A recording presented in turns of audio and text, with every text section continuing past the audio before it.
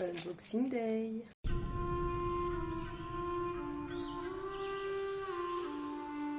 Donc aujourd'hui je vais vous parler de ce petit kit que j'ai trouvé sur Temu pour moins d'1 € je crois. Donc on a d'abord ce premier kit que l'on trouve un peu sur tous les sites chinois, donc vous faites pas trop avoir si vous en voyez ailleurs.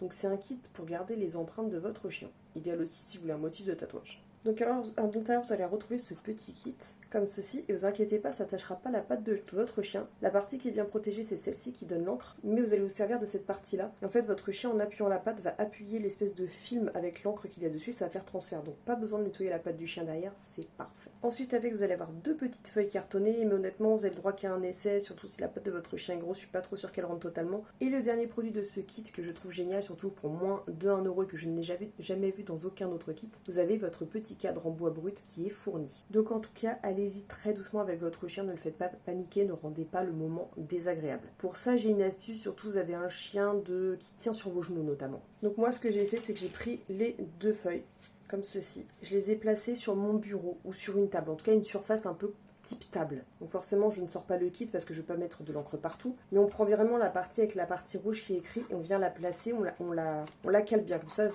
vous mettez bien sur votre table, vous n'avez pas de problème. Et ensuite vous prenez votre chien sur vos genoux et tout simplement vous allez faire comme si vous voulez lui faire monter sur la table en mettant les pattes avant. Le réflexe va faire qu'ils vont bien se poser. Il faut que l'une des deux pattes que vous avez choisies, au moment où il en pose une sur la table pour garder le bien équilibre, et au même moment il posera la patte sur le kit. Je vous jure, j'ai fait ça avec 4 chiens, à chaque fois ça a super bien marché. Donc c'est vraiment le fait de vouloir lui poser les pattes avant sur la table, il va se poser naturellement sans chercher qu'il y a le petit objet, il va pas chercher à se débattre et ça va être parfait. Vous le laissez faire quelques secondes, vous le retirez, vous allez entendre ploc ploc ploc de toutes les parties qui vont se décoller, qui vont laisser l'encre sur place, et ensuite je vais vous montrer ce que ça donne parce que j'en ai déjà fait plusieurs. Donc voici le résultat de ce que j'ai fait précédemment.